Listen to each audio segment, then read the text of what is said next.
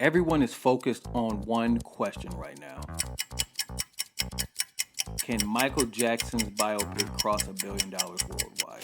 Hugh, can you lower the lights for me, please? Okay, but remember, in here, keep those feet still, my man.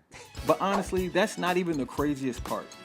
The real story is that Lionsgate is already reportedly deep into developing the sequel, with portions of it already filmed. Think about that for a second. They aren't treating Michael like a one-time movie. They're treating it like a franchise. And what we're witnessing right now isn't just a successful biopic. It's a full-scale cultural feedback loop. People leave the theater, then immediately go stream the music.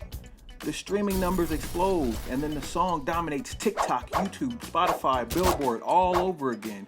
Today, we're breaking down the insane streaming data and whether or not this is genius marketing or one of the biggest nostalgia cash grabs Hollywood has ever attempted. Welcome to Vindicated.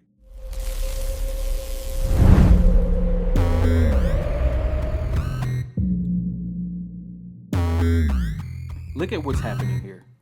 This is bigger than ticket sales. This movie created a cultural feedback loop. People watch Michael in theaters. Then they go stream the catalog. Those streams push the songs back into the playlist, social media algorithms, reaction videos, edits, memes, and short-form content. And the cycle keeps feeding itself. That's how you turn a catalog from the 1980s into one of the biggest streaming forces of 2026. And the numbers are wild.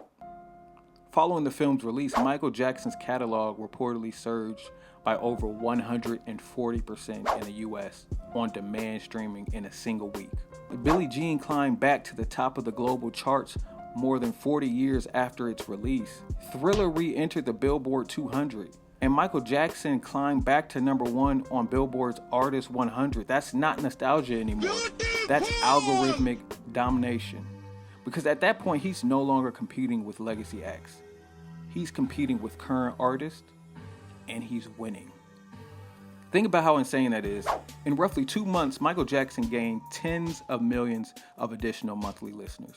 That's the equivalent of adding an entirely new mega fan base almost overnight. And this is why studios are obsessed with music biopics, because the movie doesn't just make money at the box office.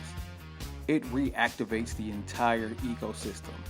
Streaming, licensing, publishing, playlists, merch, documentaries, social clips, and catalog revenue. This is bigger than a film.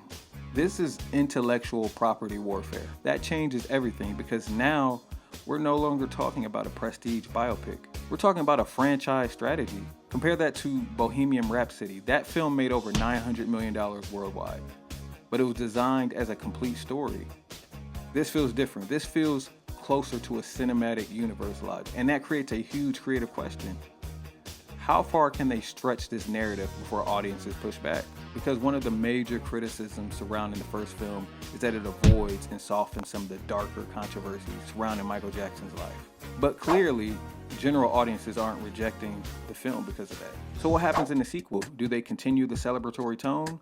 Or do they pivot to a darker tone and chase awards and prestige and critic legitimacy? Because eventually, that balance gets harder and harder to maintain. Let's call this what it really is. This is a masterclass in modern entertainment marketing. They didn't just promote a movie, they used the movie to make the music feel brand new again. And honestly, that may have been the real objective the whole time. What's fascinating is that the campaign wasn't built around flooding social media with constant movie clips. Instead, they leaned into emotional nostalgia, classic performances, iconic music moments, dance clips, concert footage, memories people already had emotional attachment to. That strategy reactivated older fans while introducing Gen Z audiences to catalogs through the algorithm. And suddenly, Michael Jackson wasn't being treated like a legacy artist anymore. He became the event again. That's why the rollout feels bigger than traditional marketing. It became a cultural moment. So will Michael cross $1 billion worldwide? At this pace, it's possible. It's already tracking higher than Bohemian Rhapsody was in this time. But honestly, even if it falls short, Lionsgate may have already won. Because the real victory wasn't just ticket sales. It was successfully turning a decade-old music catalog into one of the hottest properties in modern entertainment again. That's the bigger story. But now I want your take. Is this a brilliant cultural revival?